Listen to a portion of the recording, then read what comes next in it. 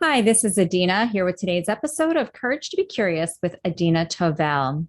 And we are well into December at this point, very close up against the holidays, and also winding down this year's season on our podcast.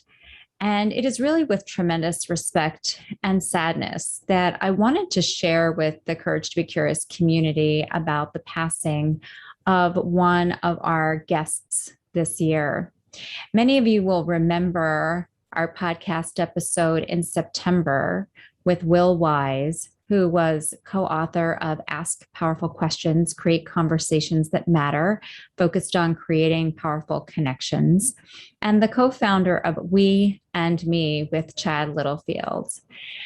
And it was interesting because when I was interviewing Will, I actually had no idea that he was battling cancer and that he was ill. And if you listened in on that episode, you'll know that it was one of the lengthiest episodes that we've ever recorded because the conversation was just so incredibly insightful and dynamic that I just couldn't let it go. And we kept continuing.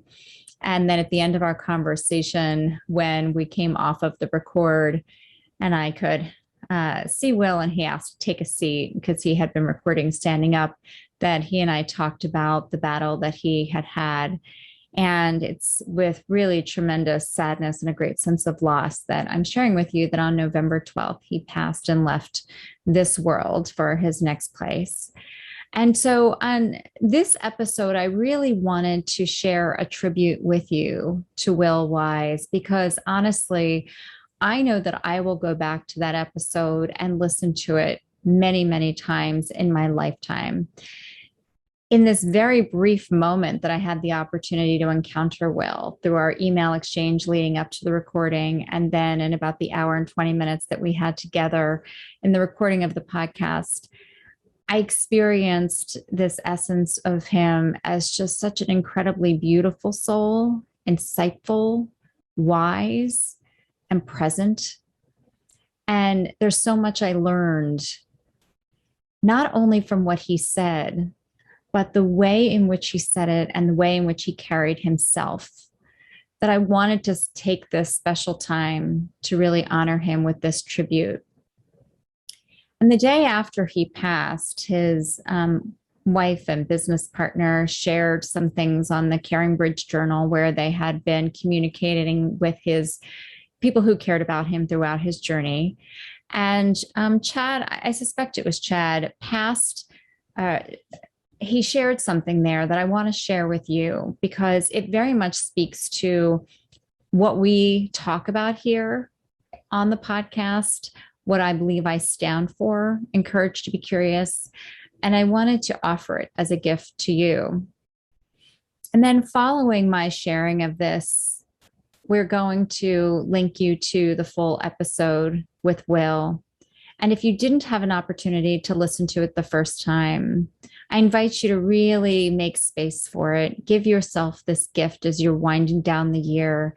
Give yourself this gift of an opportunity to be taken deep within and into deep connection with yourself.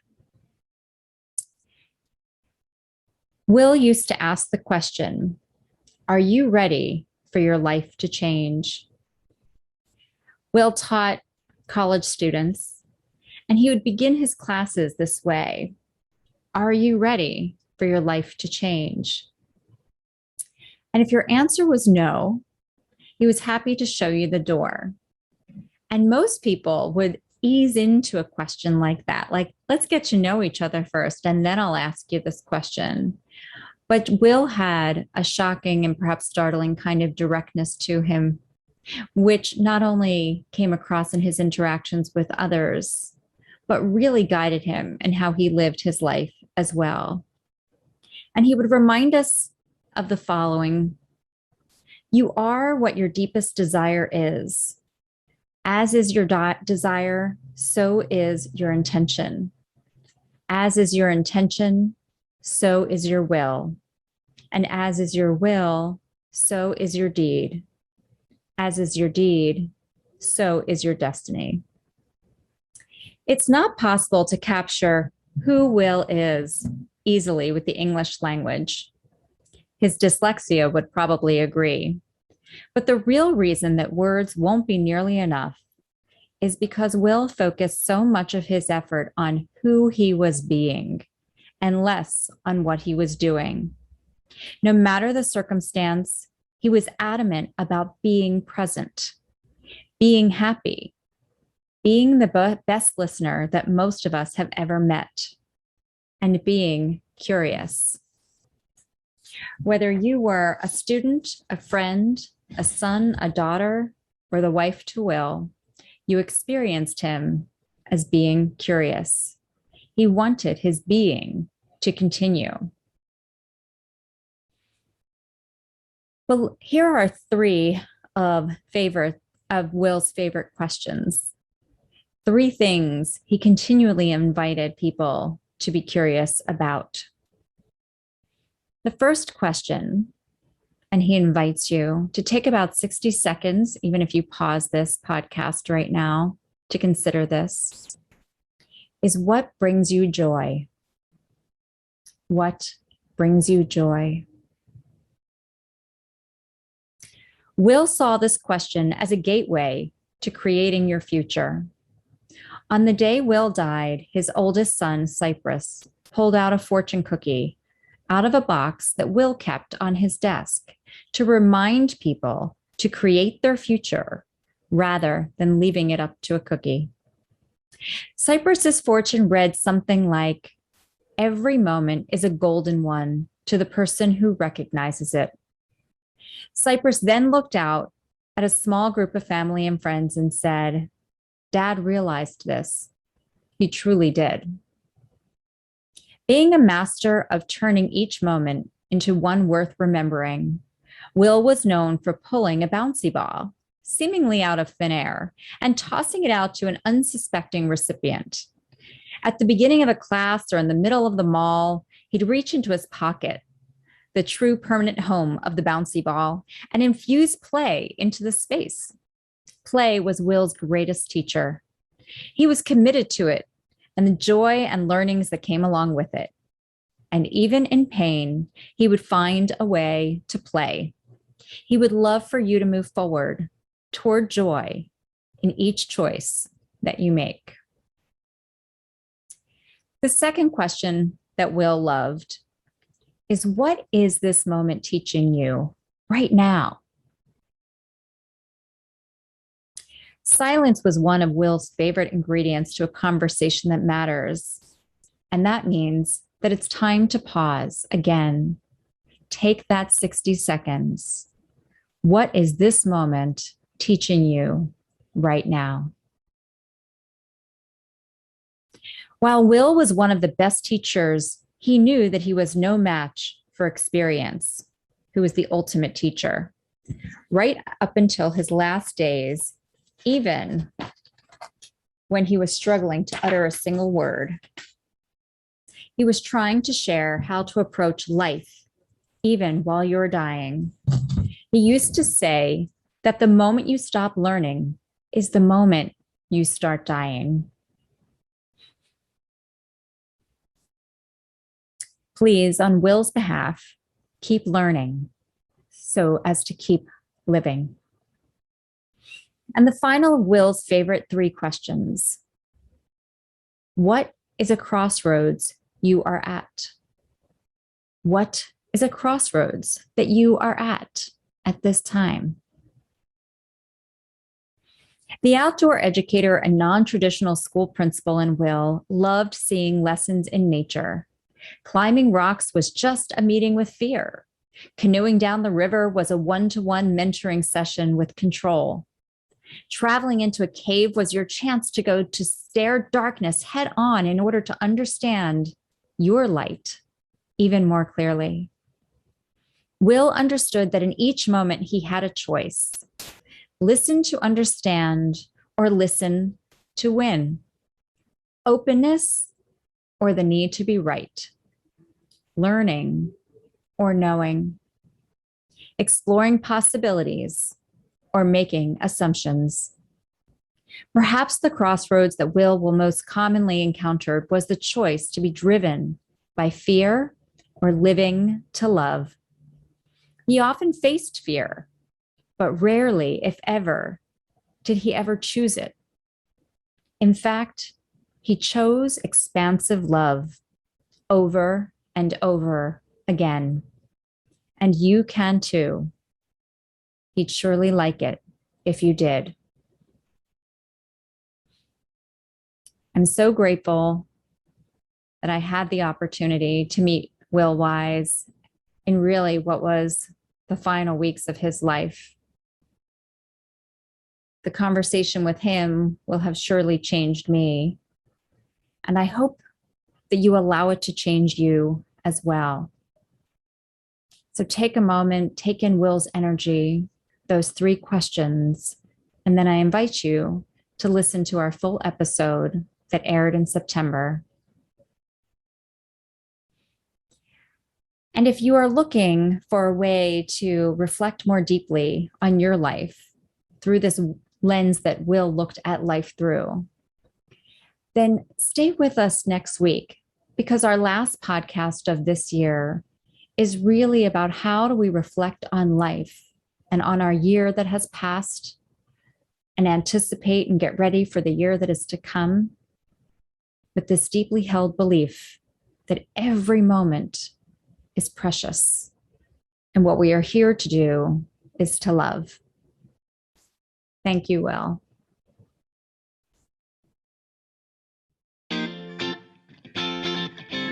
I have here with me Will Wise, who is the author of so many things, right? Will, as he's co-founder of Me and We and Me. I figure I should do that to you since people are always doing that to me, right? Speaker, coach, author of Ask Powerful Questions, Create Conversations That Matter. You see, if you're watching on the video, you see my little tags sticking out from all the places that I have perused this. And mostly, Will is a self-identified chief weologist, creating we's from a whole bunch of me's that are floating out there in the world. And I would also say fellow traveler who is really curious about people and about the way we relate to each other and communicate with each other. And that's one of the reasons I'm so excited, Will, to have you here with us today. So thank you for joining. Thank you. I'm honored. I will be telling you a little bit more about what Will does in the professional world, both as we go on and at the end and things like that. But let's just sort of begin with saying that, Will, I would describe it. I want to that you are the person who really helps us to start making that mind shift from the me into that we, where we're in relationship with each other. And before I even ask you anything, I just had to pull this one line out of your book that I want to say, if I could make this the tagline for today's episode, it would be so beautiful, right? It says, you have this line in here that says, are you ready to dance with the mystery? Are you ready to dance with the mystery? So let me just ask you, how is this work about asking powerful questions like dancing with mystery? Wow. You're like super question asker. Like I've been on a few podcasts and this is a great place to start. What a beautiful place to start. I also feel like we're starting at 120 miles an hour. I know, right? Like none of this, like, oh, tell me what you do and what inspired you to write the book. Like, okay, yeah, but let's talk about something interesting. So I so appreciate your courage to be curious. And I do really think it takes a certain amount of courage. And say the line again that you pulled from the book. Are you ready to dance with the mystery? The reason why I ask is because just recently I said it different, slightly different, but are you ready to dance with the mystery is, for me, letting go of the routine and stepping into the unknown. And we have lots of people in our life where we could be really predictable of what their future is going to be like, right? You just cut and paste and put and paste their past and just put it in their future, and their life is going to be pretty predictable. And the invite to dance with the divine, the mysterious, the unpredictable, the unknown, is moving from a place of predictability into unpredictability. And one of my students recently really attached to this idea of creating a moment to wonder and allow that wonder to turn into awe and just be awe-inspired. And every single person that you run into knows something that you don't. And if we can be open to whatever their life experience has been, whatever it has taught them, even if they have views that are different than our own, what's shaped them? What's caused them to be the way they are currently in the world is a dance with the marvelous, the unknown, the sacredness, the divine, if I'm so bold to say. And when we can step into that mystery, there's a way that somehow our own hearts get lighter, their hearts get lighter, and we're actually seen and heard and understood, maybe for the first time. That's the world I want to live in. I love that. And it's interesting because sometimes we hesitate to use the word divine, right? In work like this. I found myself hesitating. Yeah. Right. I saw that. And my kids went to Quaker schools. And the core tenet of belief in Quaker schools is there is that of God in each of us. Mm. And, in this work, as you said, as we pursue these conversations, as we seek to know and understand each other, it is that work of, let me see if I can touch and connect with that divine within you. And if I can share that piece of divine within me. Mm. And that in the work that you do, that's what's happening, right? Like that's the spark and the beauty and the magic of what's occurring. That's the mystery. Yeah, I'm just now, you just made something click for me. So when I graduated from college, I graduated with a degree in forestry the first time. And decided to do Peace Corps because I wanted to connect with people who were close to the earth. I had this thought that I would find it in Peace Corps. And before I went, I did a little bit of research to this country that I knew nothing about, I knew no knowledge of. And that was Nepal. And in Nepal, when they say hello, they put their feet together, they put their hands together, and they stop. And the world stops for a moment, and they say namaste. And one translation that I just got so excited about before I left was everything good in me salutes everything good in you. And the spark of the divine within me salutes the spark of the divine in you. And I took that translation and made a real rainbow and wrote namaste and made cards for people as a way of saying goodbye before I went off on this journey. And I didn't know, maybe I didn't even realize until this moment, until you brought it forward, that might have been one of those early moments that created a change within me, that you could actually see the brilliance, the divine in someone else, and you could take a moment to salute it and to just acknowledge it and honor it. Thanks for that memory. You're welcome. So now that we kind of started off, as you said, going right, at 120 miles an hour into something beautiful for people who are listening and watching, we'll back up a little bit and give them. I almost feel like we've just sort of dove in because I couldn't wait to get engaged in dialogue with you and to let people know a little bit more what they're in for today. I mean, I think they have some sense about what the treat is. That's the gift that's going to come from this conversation.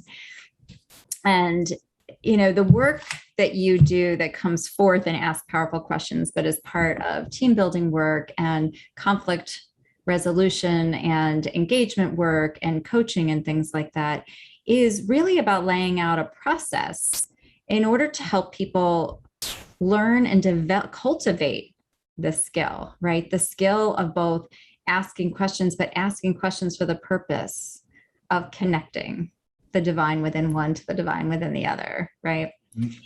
And so in the book, you lay out levels through a pyramid of, what are the core components here that enable us to connect in a way. So I've got so many other places to go, but I want to make sure everybody who's listening kind of gets the framework, because we're both in on a secret that we haven't let everybody else in yet. So go ahead and share the pyramid with us. So in the book is a pyramid. Let me just say a little bit about where it comes from first. Is I was training facilitators to walk into a room full of strangers and talk about things that nobody wants to talk about: race and gender and long-term conflict and climate change. And during that process, we were creating the curriculum to most meet the needs of the facilitators who were learning. And when you think about that, okay, you're going to train people to walk into a room, one thing you might come up with is, well, they have to ask open questions. And yet, there's a style and a way of being that impacts not just the question that you ask, but who you are being while you ask it. And so that caused us to kind of back up a little bit and kind of put puzzle pieces together so that people could navigate a path and really check in with themselves about who they are being before they walk into that room, and then walk the path in such a way that would give them strength. And so the pyramid starts with intention on the bottom. And another way of saying intention is to be in a place that I'm willing to know you and to check yourself, right? Am I walking in this room as if I'm going to be the expert, or am I walking into this room venturing into the unknown? And then rapport is the next level of the pyramid. And one way to say the rapport is I see you. Next is openness. I hear you. Next is listening, which is I get you. And finally, at the top is empathy, and I'm with you. And these 5 layers, the intention, rapport, openness, listening, and empathy, we kind of distinguish in the book in such a way that even if you think you know something about listening, that it might crack something open new for you and allow you to listen in a new way. I was just doing a listening training for a bunch of social workers who you would think, got a lot of experience with listening. And what we recognized in that is that wisdom shows up in the nuances. Listening is one of these things that we're going to be working on for our entire lives. But how do I get out of my own way and listen to the word as it's being uttered without my own biases and opinions and judgments, and step into this unknown? Yeah. So those are the 5 levels of the pyramid. Thanks for asking. Well, I'm going to ask, but we're going to go a little bit deeper into them. Okay. I don't know. This might just prepare yourself if you're listening. It might be about a 5-hour podcast because there are so many places to go. I hope you have a wide open afternoon. Well, you told me some things got moved around, so I hope it's wide open. Intention, it's the first level of the pyramid. It's something we talk a lot about in the spiritual practice world. We talk about it in the mindfulness world. And sometimes I find it's elusive for people. What do we actually mean by intention? And when you're helping to give people an understanding of intention versus goal or, aim or something like that, how do you best describe that to them? Well, you're pointing to something that's so true. It's so true that you don't know this. Nobody knows this. This is like brand new, like hot off the press. This is our journal, Ask Powerful Questions Guided Journal, a mindfulness journey to skip the small talk and create conversations that matter. And it's in the Amazon warehouse and it's at our other warehouse, but we haven't told the world about it yet. But it is a journey to allow people to get really clear about what an intention is. And I'll share this quote with you that's on one of the first pages. You are what your deepest desire is. And as is your desire, so is your intention. And as your intention, so is your will. And as is your will, so is your deed. And as is your deed, so is your destiny. And it's from an ancient Vedic text. And what I love about this quote is when I was trying to access people's greatest good in their ability to ask questions and for them to be able to access it, it became really clear that intention comes from within. And goals and purpose are usually outside and they're usually task-oriented and they're usually the environment pushing in. But intention, what you can experience with intention is for you to really check in with yourself and say, what is the world that I'm aiming to create? And how can I create that world? And then to be able to speak it at the beginning of a meeting or when people come together and get really clear about that intention and to speak it with some elevated emotion. What it does is it creates a clearing. It creates the rules of the game that you're about to play. And taking 60 seconds to get really clear about your intention can transform the next 60 minutes. It can transform your life or your project. And it allows your brightest, your best self to come forward and to be a part of that game. Yeah.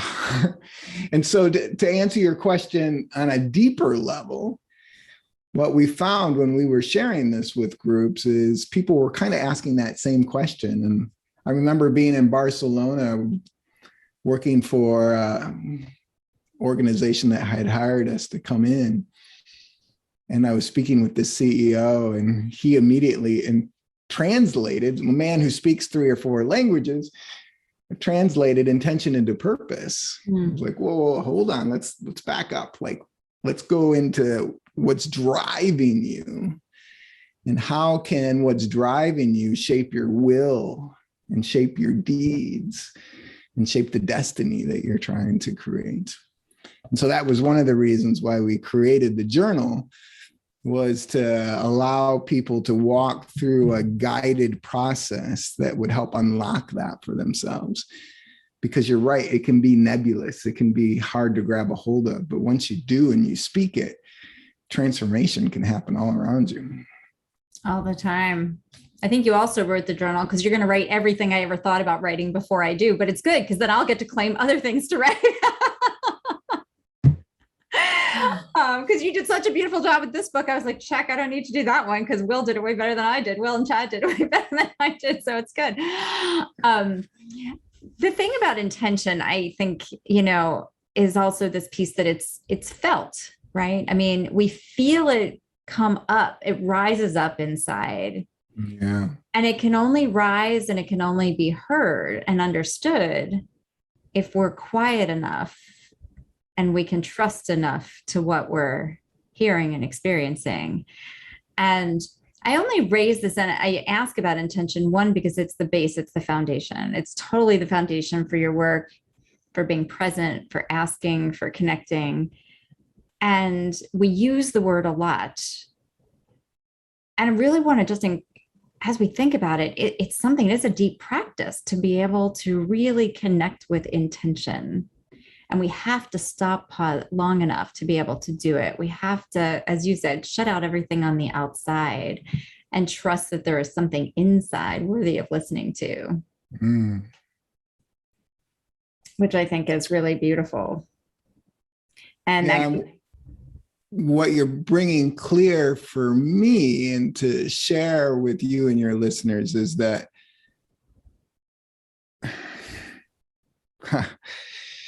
I've done lots of different types of programming and created lots of different curriculum.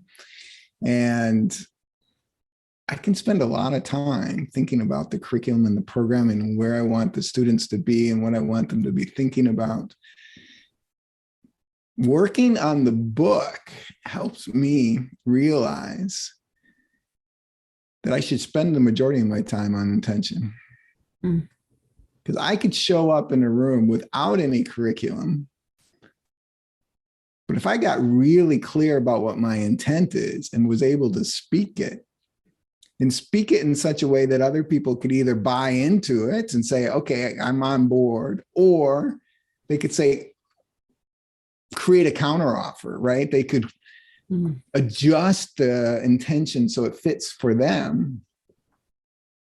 Whatever we do after that will be that dance with that mysterious piece, right? It at least in most of the intentions that I'm creating around connection, it would allow people to show up fully and to engage. So spending my meditative time, my time driving there, the moments away from the curriculum pieces and getting really clear about the intention has been really fruitful for me.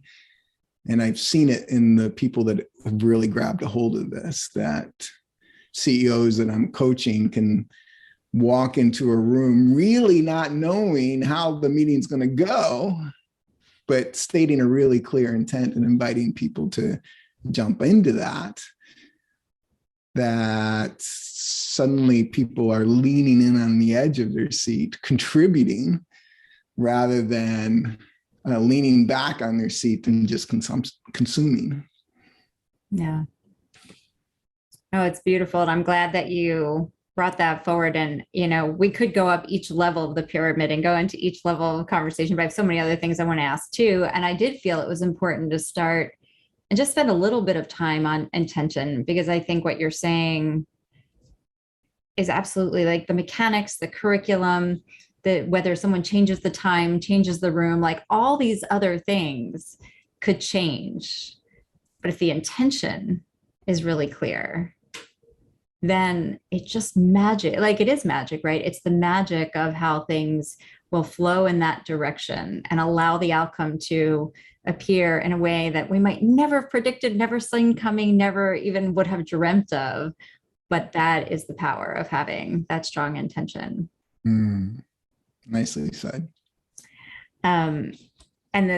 So let's talk about connecting with people. And I have to bring up the story. It not only was the opening story in your book, but I'm excited to see you sort of chuckle about this too. But one of the opening stories in your book is about being on a Greyhound bus and how a question that somebody asked you stimulated a major transformation in your life.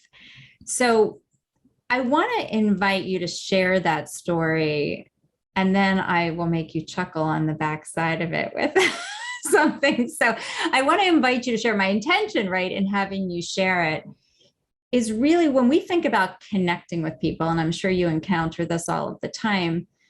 I've heard this so much. Well, I'm afraid I'll offend them. I'm afraid that I will impose upon their space. I'm afraid if I don't know if it's polite to ask that. We have so many reasons that keep us from asking and then keep us in those separate, very distant we spaces. And we're not seeing what happens when we just do. And so I'd love for you to share that story, and then I'm going to make you laugh on the other side. So go. Well, I will say about the story is, I don't know how clear I am in the book about this, but up to that moment on the Greyhound bus, I had the ability to hide. So I grew up on the streets, not knowing where my next meal was going to come from, where I was going to sleep that night. There was a lot of unpredictability. And so being able to step into the light and receive help, or to be able to be in the shadows and to be invisible. And I had, the Wises adopted me. I was put into foster care with them when I was 9 and adopted with them when I was 12. But by that time, I had learned to really hide.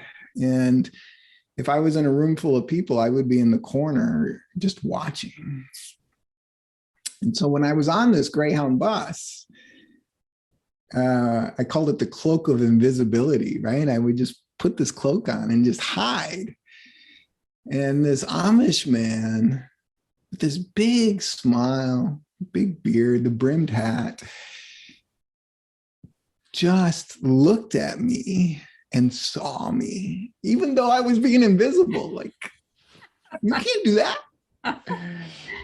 And he asked what my story was. And we started a conversation. And the turning point in that was he was thinking about adopting. And that blew every stereotype. The Amish do this for me. I now live in Amish country, and every stereotype that I create about them gets blown away. There's exceptions to every rule. And when he was talking about adopting, there was a way that his world paused, his face froze. He was really nervous about even mentioning it. And I had a sense that he was breaking through stereotypes of his own and rules and such of his own engagement based upon his society. And I had a strong sense in that moment that if I could share a bit of my story, that would unlock his story and allow him to live to his truest potential. And I shared a bit of my story, and I told him that it changed my life. On that bus, I was headed off to college, or to navigate whether or not I was going to go to college. And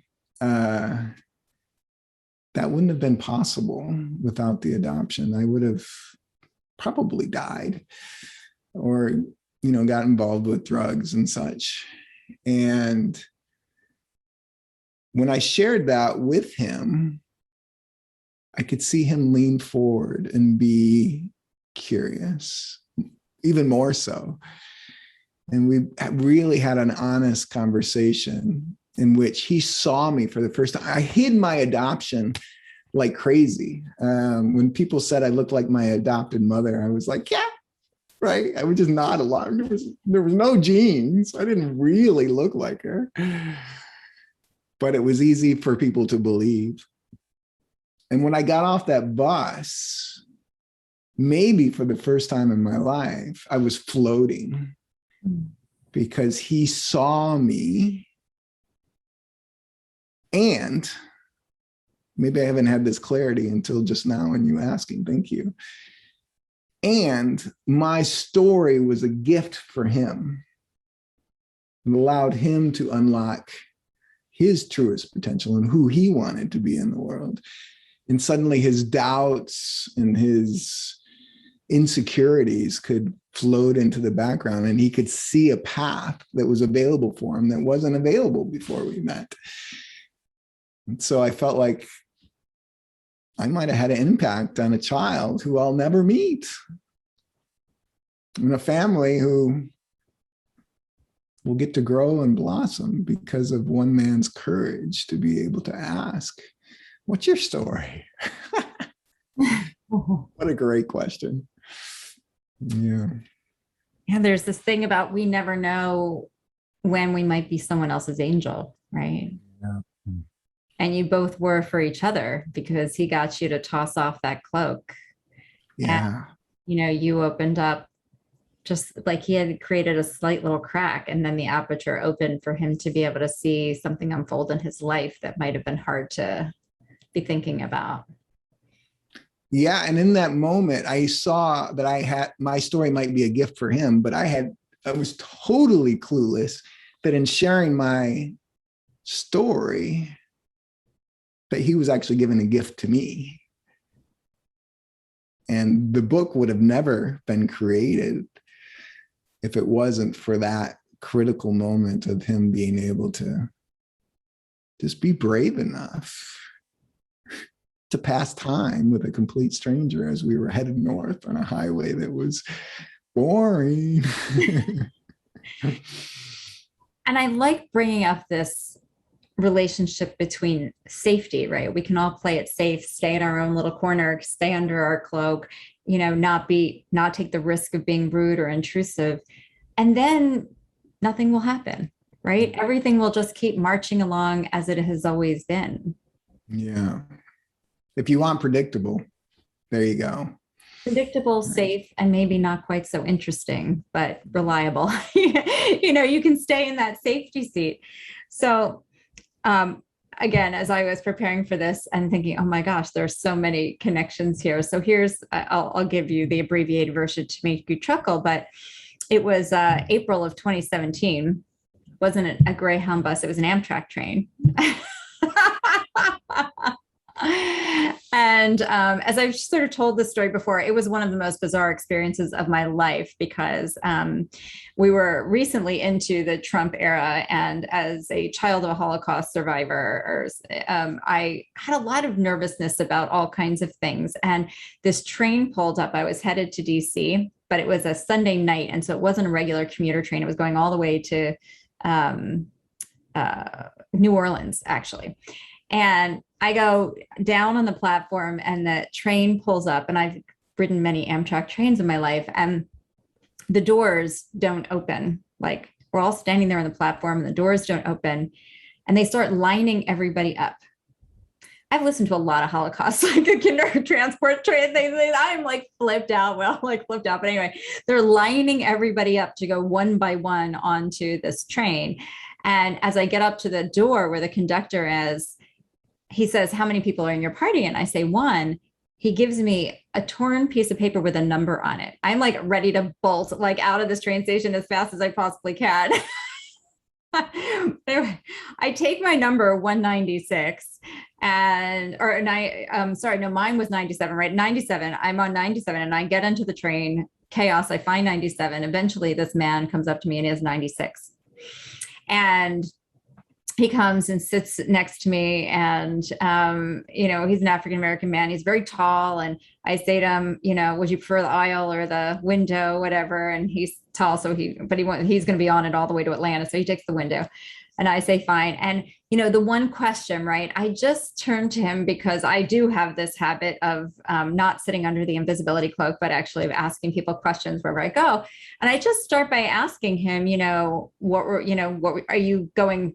Are you traveling away from Philadelphia or to Atlanta? Like, are you going or coming? I just started with a really simple closed-ended question, nothing very elaborate.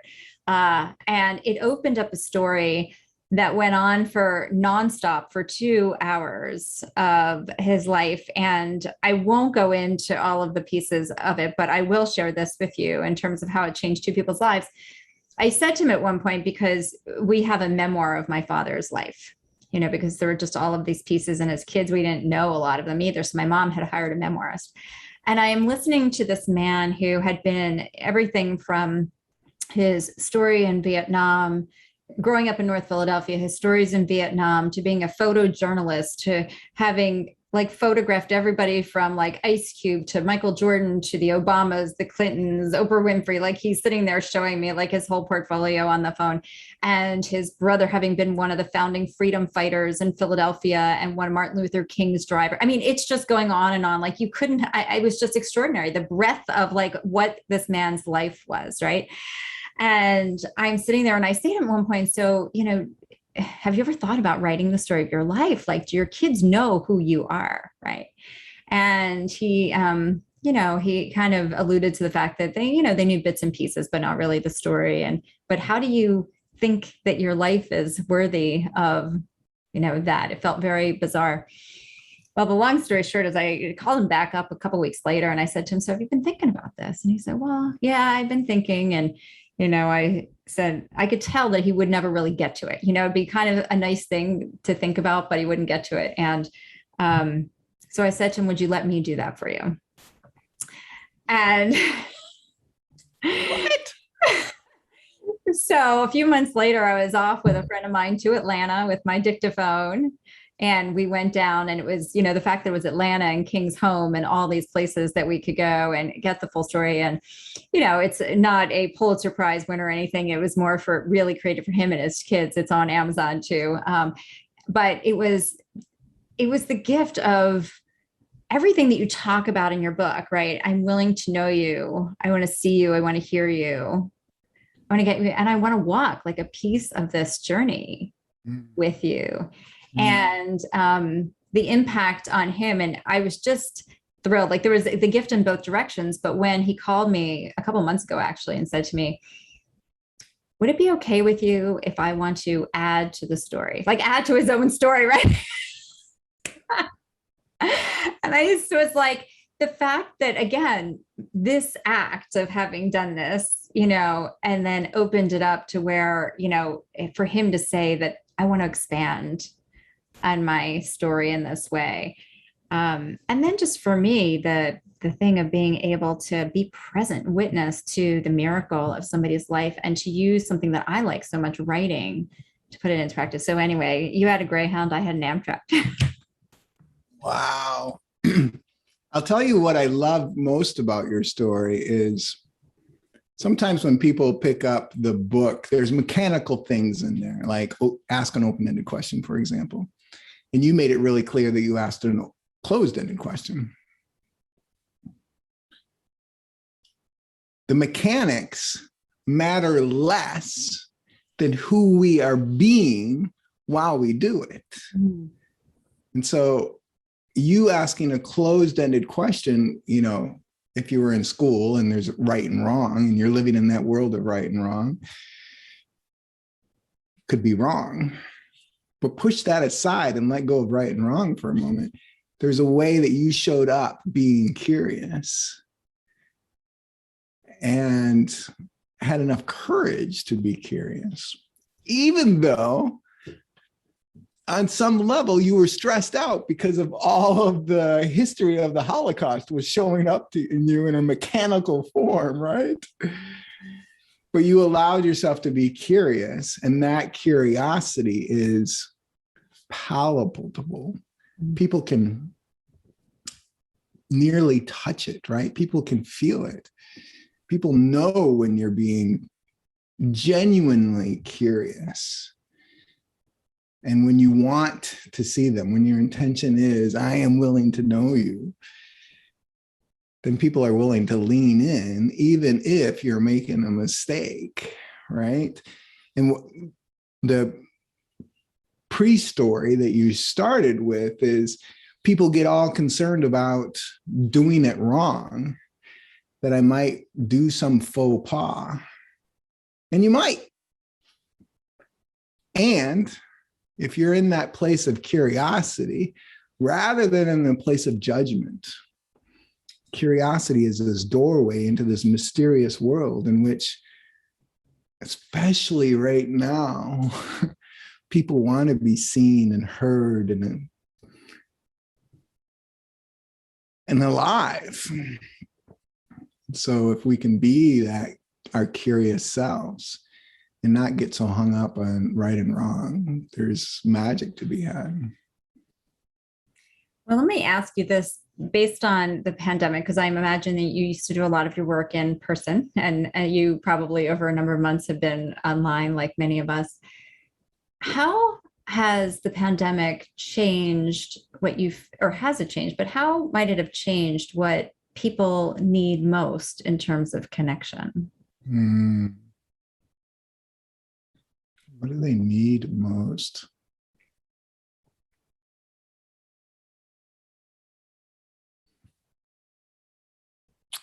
On some level, for many of the people that I'm interacting with, the stress caused by the unpredictability of their lives has allowed people to retreat and to focus, right? There's a way that when your brain is activated as a stress response, you focus in very narrowly. And when you do that focus, it's mostly about survival. How can I get through this next little bit? And it's related to food, water, and shelter, and maybe love. And what I've been experiencing and what I see people that are thirsty for is that wide perspective. And so instead of hyper focusing on one item, to be in a place in which the perspective is very wide, moving into that unknown, moving into that unpredictability. And, you know, what I hear people say is things like, I crave the water cooler. And I think what they're really saying is the unpredictability that happens at the water cooler. Like, I don't know what we're going to talk about. You know, the meeting after the meeting. And so to answer your question in a simple form, I think what people want, are craving, is to dance in that mysteriousness, to dance in that world in which I might discover something new about the person I work with. And to be surprised and delighted in that. Yeah, that's my answer. And my answer, I'm sticking to it. When you were talking about it, I was thinking about the second layer of your pyramid, which is the rapport. And that sense of, okay, can I get comfortable? Can I feel safe with you? To go from the narrowly focused into my survival needs into opening up into the expanse, willing to enter the space of the unknown. Right? There's some level at which we want some security, we want some safety, we want to know that there's something solid to stand on. And when you talk about rapport, mostly in the book, you talk about the rapport with each other, but you do have the story, I think it's Brad in here, who, and you talk about when you teach the relationship with self, right? That those are the foundations, and whatever we can do in a space that builds rapport, that helps us to know this is a safe place, that these people, you know, are creating an environment where it is safe to now leave my comfort zone into something else. And, or if I can feel safe enough inside, then I can elevate up to those places, because we don't like to stay in the narrow places. We feel better in the expansive places. And yet that rapport provides, I think, a level of safety that enables us to be willing to go.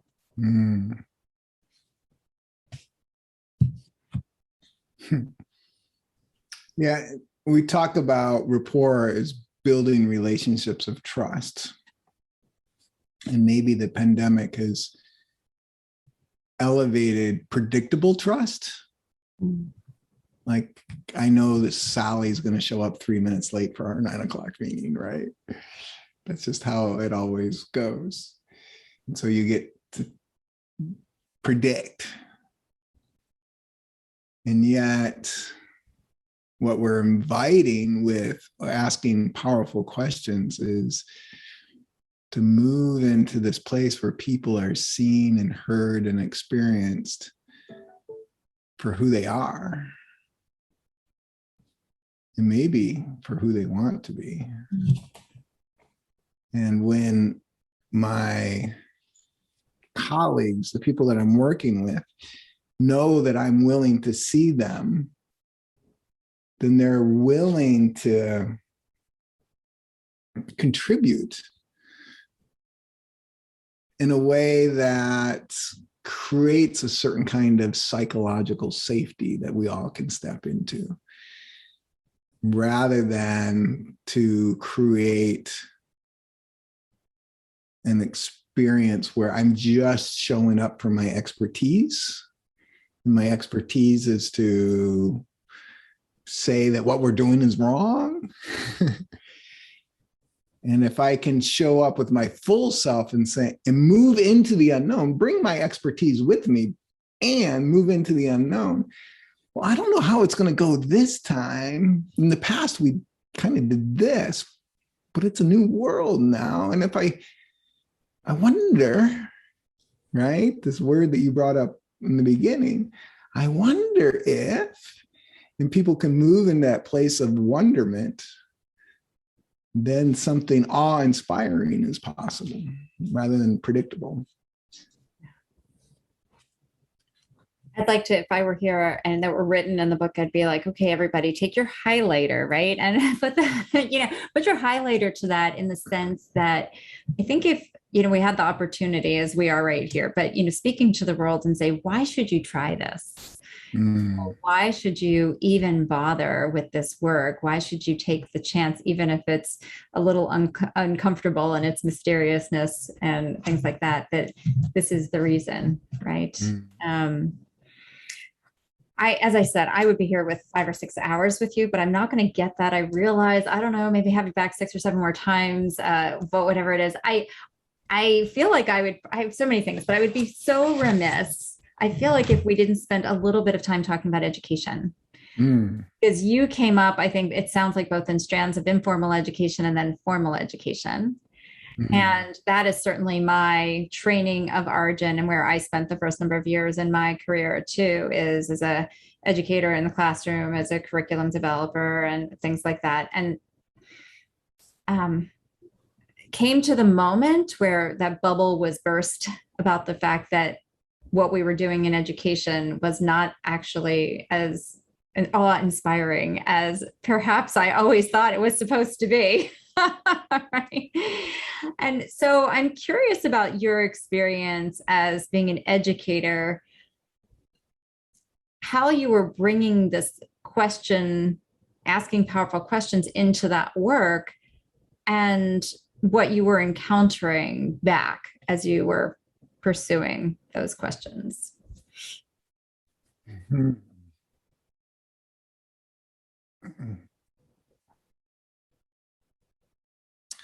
I guess on a personal level, one of the things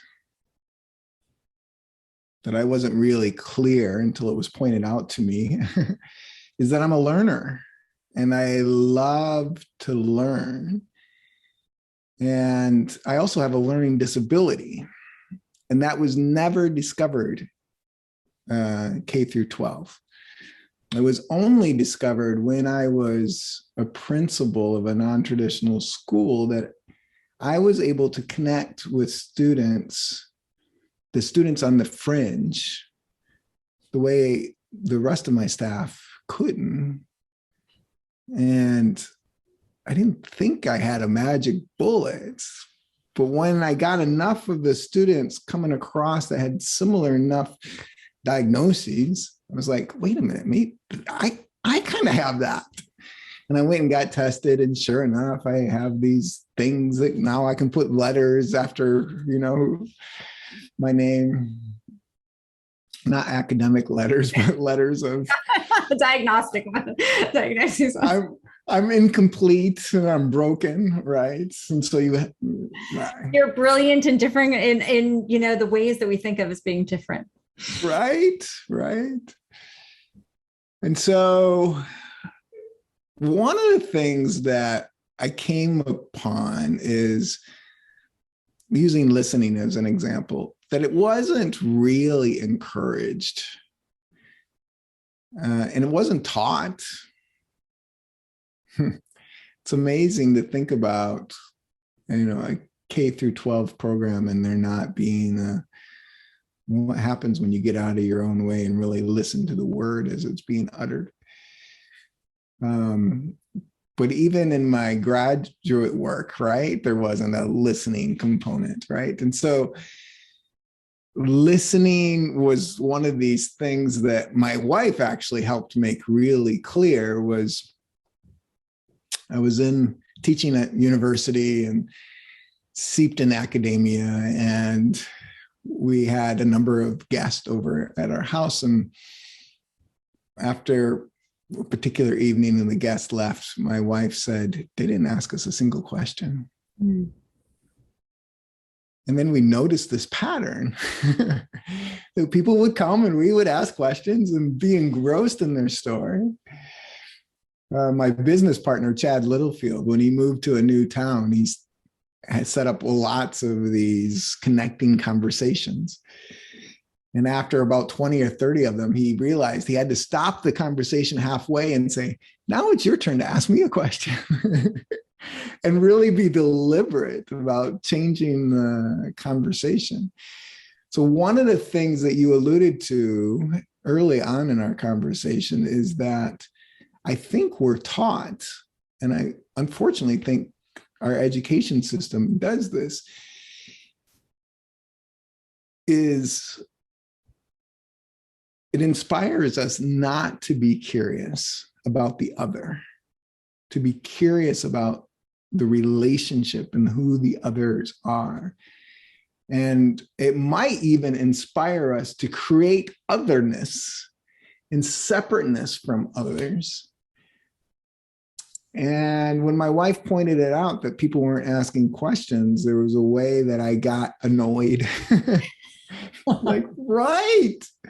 All right. So that this is happening on a universal level. What can I do to make it happen? And so we have these cards called We Connect cards. And at conferences and events, we hand everybody a card, and then we ask people to swap, ask each other questions and swap cards and go around. And there's a way that the room lights up with energy, not because of the cards, but because they're skipping the small talk and having a conversation that matters.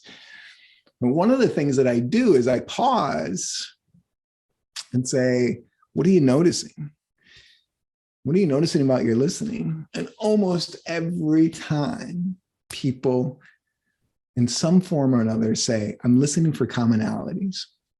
I can establish rapport and connect with somebody if I can find the things that I have in common with them. And I smile and I chuckle because I think our education system in the lunchroom was like, where's my peeps, right? Who is it that looks like me, that experience the world like me, and I can sit down and be myself with them? And I don't think our education system inspires us to connect over differences. And I think that is the secret sauce that we all need to be jumping into. Wait a minute, you see the world very different than me. You've had a very different experience. Holocaust, like, what is that? Like, I'm totally curious, right? Like, what would that be like embedded into your conversations, embedded into how you dress, embedded into how you stand at the bus stop, right? It would show up in all that you're being. But I didn't have that experience. But if I could be curious about your experience with that, those differences would actually bring us closer together than me looking for the things that are the same. So I guess my soapbox of right now is be curious about the things that are different than you. and to be an open listener and to explore that unknown on a really adventurous level. Like, be adventurous. And I think that's where the divide that's showing up in so much of our national dialogue would start to melt away. And how great would it be to bring somebody to a dinner party who is totally different than you and to sit down and have a conversation? It would be unpredictable. And to underscore what you just wrote, I think about the fact that, children are born curious, right? Yes. Little kids will have no inhibitions. I just got the blessing of spending part of this weekend with a 5-year-old, and eyes just like light up, glowing all the time and exuberant and asking questions. There's zero inhibitions at all. Yeah. To me, one of the sad parts that we encounter and coming from within that system is that if our education system really were restructured to inspire that curiosity, inspired about astronomy, all those kinds of things, and inspired about each other, yeah, we wouldn't then have to be spending adulthood trying to kind of reverse that, right? Because school almost reverses the natural inclination of humans in their curiosity and shifts it towards things that are separate and competitive and comparative. And that is what then leads to our separateness and our inhibitions as adults. And then people like you and I are out there trying to rework that. Yeah. So that people can find their way back to something that was never really rude. It was what was natural. Right. Yeah. I guess two things come to mind about that is, I don't know about your parents, but I think parents teach curiosity killed the cat, right? And it kind of just slides off the tongue. They don't know the rest of the poem, which is satisfaction brought it back. And to create an environment where we're curious. So somebody recently reached out on our website, and I think they're from a different country. And they basically asked a question about the rapport piece. So in the rapport piece in the book, there's a tool that says, find something that somebody is wearing and ask an open-ended question about it. And it's much more elaborate than that, but that's the essence of it. And her question was, but what if it's a scar or a leg, right? They only have one leg. And Chad wrote up this really beautiful response, which was accurate, in which he said, when somebody chooses what they're wearing, that is changeable, right? And they're taking a moment to thinking about how they're going to show up in the world, and they put that on. If you ask about something that's unchangeable, then that's far riskier. And, basically he was saying, start with the things that are changeable rather than the things that are unchangeable. And I think there's a lot of wisdom in that. And we talk about that in the book. And yet, as I was reading his response, I remember one of my students in a classroom in which we were sharing this tool, and he was standing, we were practicing it, and he was standing in front of me, and there was nothing that I was curious about other than the scar on his forehead. And at this point, I already had a little bit of rapport, right? Because he was a student of mine. But I asked him about the scar on his forehead, and I got this story that nearly brought me to tears. And he was able to be really open and transparent about it. And I think the only reason why that worked is we together were creating a space in which we were curious with each other, that it was okay to be curious, that it was okay to be courageous enough to be curious, and that I wasn't going to get shot down in me taking a risk about asking him a scar. I might have got deflected Oh, it was just this thing. But instead, he opened up and shared this really beautiful story.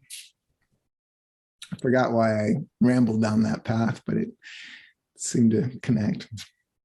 And I think as I was listening to your response in that, going back to what you remarked, it's the quality of the being that came in the asking of the question too. We can tell when somebody asks the question whether or not their whole self is really in that question. Like if we had a scale of 0 to 100% real, genuine curiosity, and sometimes we can detect somebody might be asking a question. Maybe it's even, as you said, mechanically a well-structured question, but there's not a genuine curiosity behind it. There's only kind of like a mild, or I'm still kind of mechanically going through this. Whereas when that whole self is there, when the curiosity is genuine and it's felt, typically much more likely to share. Well, to add another layer of complexity to what you're saying, I think, generally speaking, we're really good at measuring, evaluating, and predicting people's intent. And so if I show up and don't say anything, and my intent is to get something from you, you know it, right? And you start putting up blocks and you're like, no, I'm not giving that away, right? And you start creating a barrier between us. And this is why we say get really clear about the intent. And if I can create an intent that includes the needs of the whole, that also includes your needs, then we can uplift each other in that dynamic. So this moves beyond just who we are being as far as curiosity, which I totally agree with, and kind of comes back down to the foundational piece of intent and saying, am I showing up to get something? In some cases, that's fine. That your relationship might be transactional. Chad, at one point in his life, created a mantra for himself. We wanted to create memorable experiences. And so I remember driving with him, and he was creating memorable experiences everywhere. The cashier at the grocery store. But he also did it with the toll booth operator, right? That's totally transactional. It's like 30 seconds. But he wanted to create a memorable experience. And his intention came across, lit up her face. Like she was like excited to be there for that 30 seconds. It didn't take any longer, but it created a dynamic that wasn't there. And his intent was, I'm going to make this memorable for both of us. I love that. And if, as a listener, your curiosity is sparked there or piqued, we're going to talk to Chad in a couple of weeks. So you'll want to keep coming back and being with us. Well, I want to have a chance to just play, because your focus in Ask Powerful Questions is creating conversations that matter, getting people, talking and creating connection. A lot of the work I do is about the reflection part. So there's the going in, and then there's the connection. So, but a lot of the questions that I ask are really, how do we go about that work of self-work, as your, not homework, but self-work, as the student that you describe in the book named it. So I think let's just pitch a couple questions out. You've got some of your cards there that would be connection cards. And so maybe pick one or so that you'll throw out, and we'll just kind of demonstrate how does this work. And then I'll pitch one of my reflection questions out to you, and we'll see how it goes. Well, I have 3 sitting here, and I don't know why they're sitting here from a program. And green is fun and light, purple is self-reflection, and blue is deep. All right. Well, since I would naturally incline toward purple or blue, I'll go with green. Well, green is fun and light, and very simply is, what's something that's made you smile in the last 2 weeks? Something that made me smile last 2 weeks. It's okay. We'll do 2 or 3. So maybe, or you can pull out another one. Well, this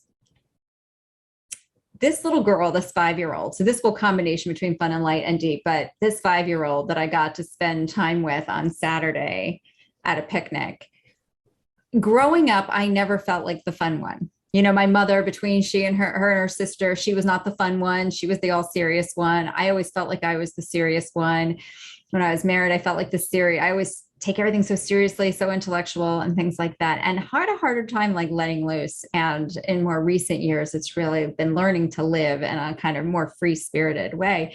And so I'm at this picnic and there's just this like remarkable little 5-year-old just lit up, shining and everything like that.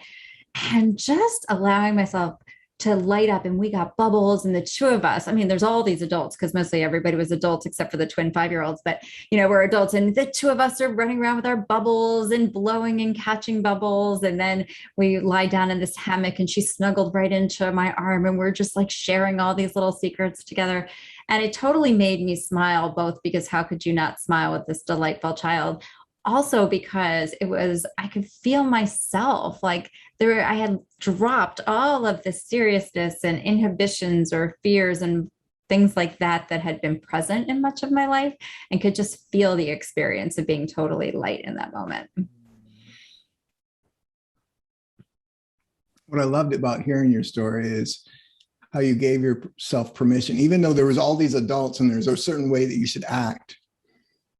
You gave yourself permission to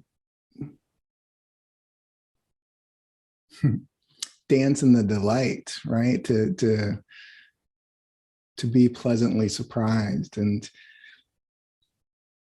not know what was going to show up next. It's beautiful.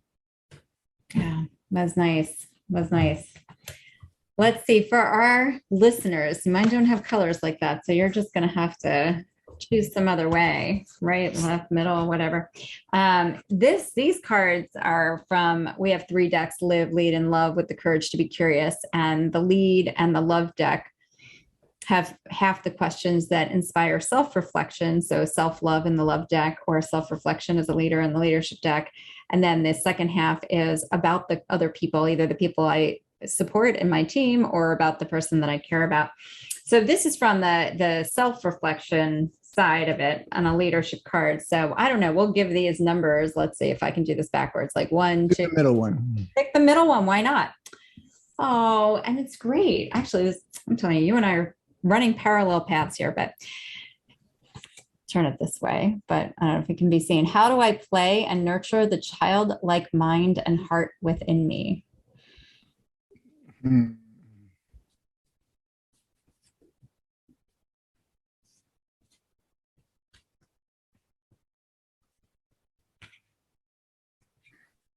So this is for me to answer personally, right? It's self-reflective. So I have 3 small kids, and if I can let go of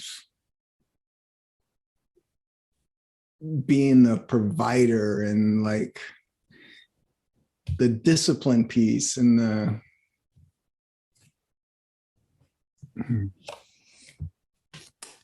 when I can let go of all of that and just be an explorer, that shows up. Like, how is it that they see the world? What are they concerned about? What brings them joy?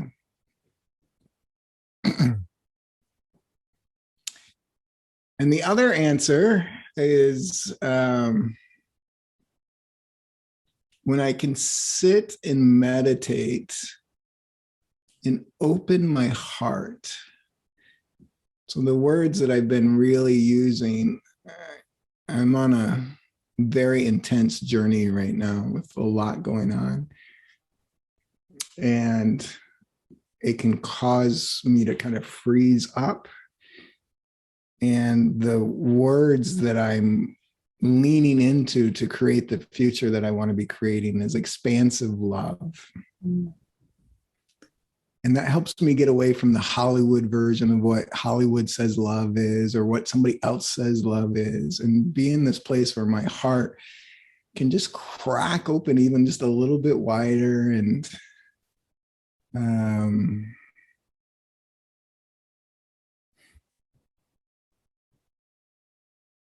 when I'm in expansive love, there's no wrong and right. There's no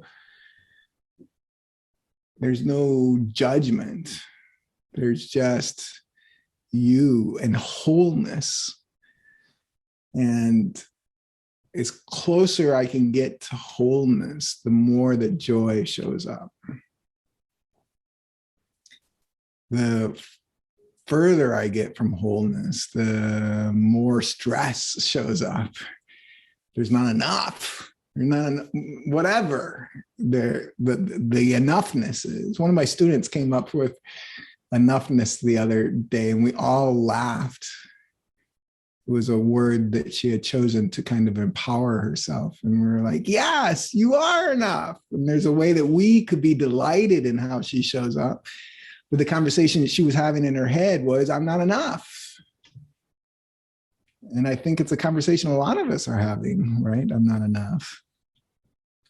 But when we can let go of I'm not enough and move into I am enough and into that wholeness, there's a way that joy and delight shows up.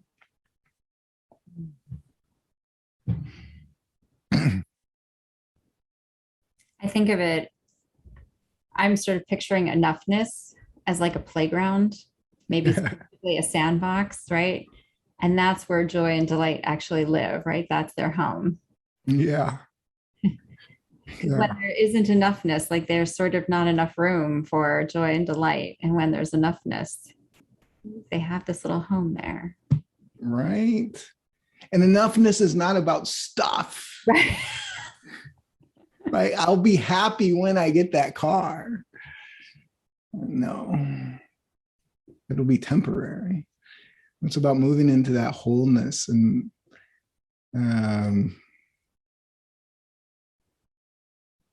you know, part of the reason why we're conversating is because you see me as an author, but I don't see myself as an author. I see myself as somebody who's hired lots of editors. The writing piece is really challenging for me.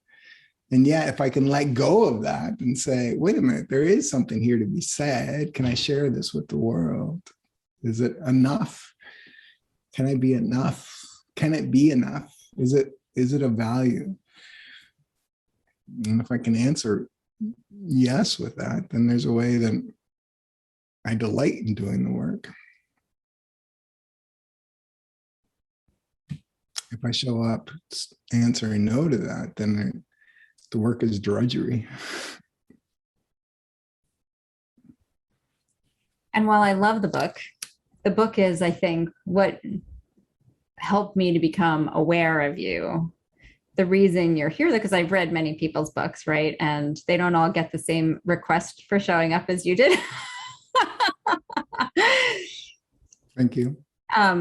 But it's the sense that the you-ness, the wholeness of you that comes through in here and that comes through in the stories that you share. And then I love listening. I listen to mostly Audible because what I didn't realize my learning disability was how difficult it is actually for me to absorb what comes in print, but so much easier through auditory. And getting to hear your voice because you didn't read the whole book, but then you brought yourself into pieces where you wanted to underscore or just bring your being, your heart into it. And there was something completely irresistible about that in how genuine and how much a part of you all of this is. It's not what you do, it's who you are. Thanks for seeing that. So at the very end of the book, I feel like we're at a book reading, except I'm the one reading your book for you. So at the end of the book, which is exactly where it should be, you know, you begin with the end in the mind. This is probably the essence of the book. And when you've gotten to the end, you're like, okay, if you didn't get it all before, let me just give you the essence here. And you say, people want to know that there are others willing to know them. They want to be seen. They want to be heard. They want for people to get them and be really understood. They want to know that others feel what they feel. And by asking powerful questions to those around you, you can start exploring worlds other than just your own. Your world will open up and you will see things as you did not see before. People will feel connected. Moreover, from that place, we can begin to make a difference.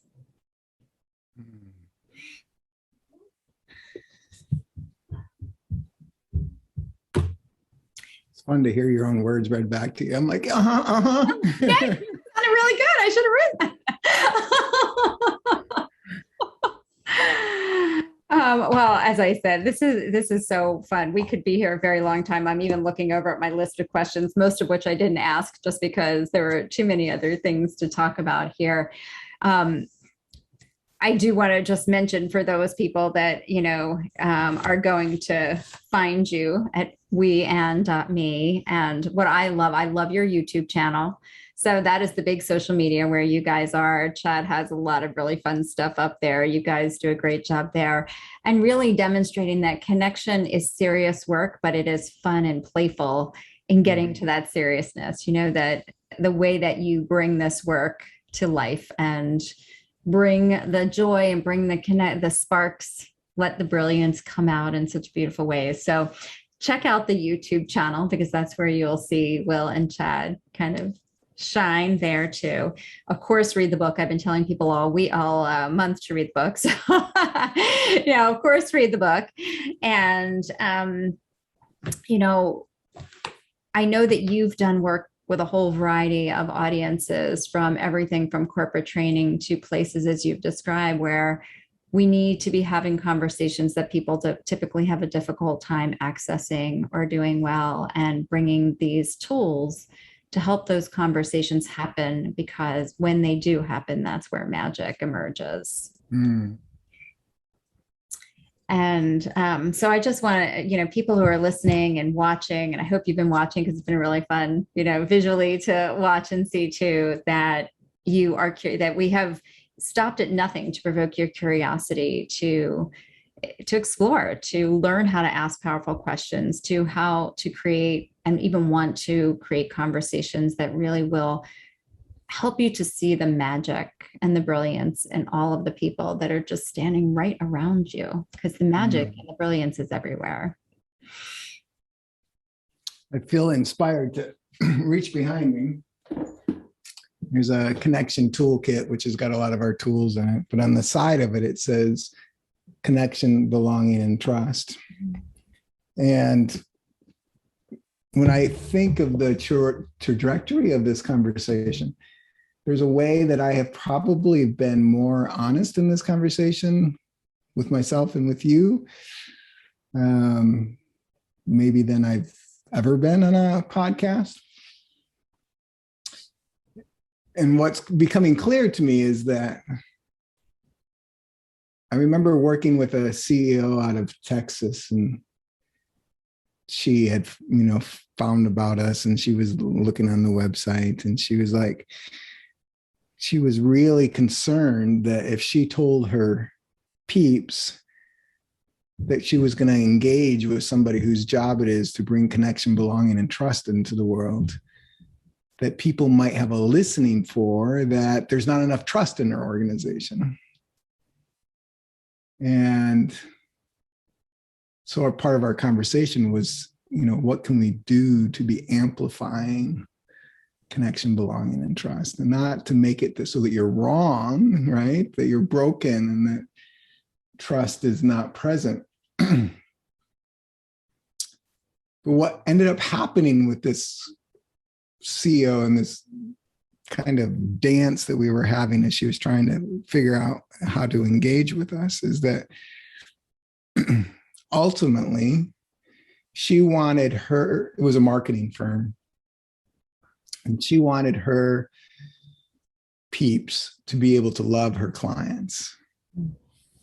And there's a way that I don't feel like I can go into Mr. or Mrs. CEO and shake their hand and say, I'm here to amplify love. Right? And then in some way in this conversation, we have been talking in that kind of light and fluffy way. And yet, as you know, part of our job is to be able to communicate where people are at and then to take them on a journey. What I noticed with the CEO was that if we are here to amplify connection, belonging, and trust, that ultimately we're here to amplify love so that people can love their work, love who they work with, do the work they love doing. Yeah. And so how do we create a space where people can show up as they are and move from this place of me and make it we? I guess that's the question I'm leaving you with. That is what we are leaving you with. So if you're listening, and the toolkits, the cards that are part of We and Me, and take the journey, get willing to step on and take the journey with us.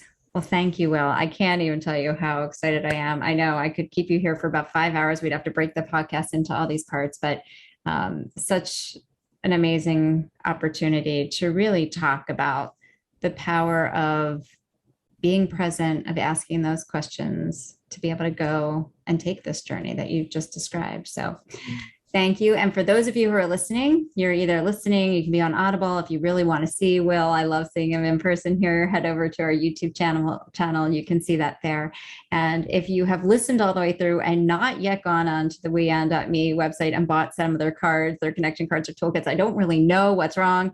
And of course, you should be encouraged to be curious and buying all those decks too, because this is what needs to happen. This is how we need to repair humanity, is by bringing people together. So thank you for listening, and we will be back next week with our love episode in this strand as we think about the power of questions.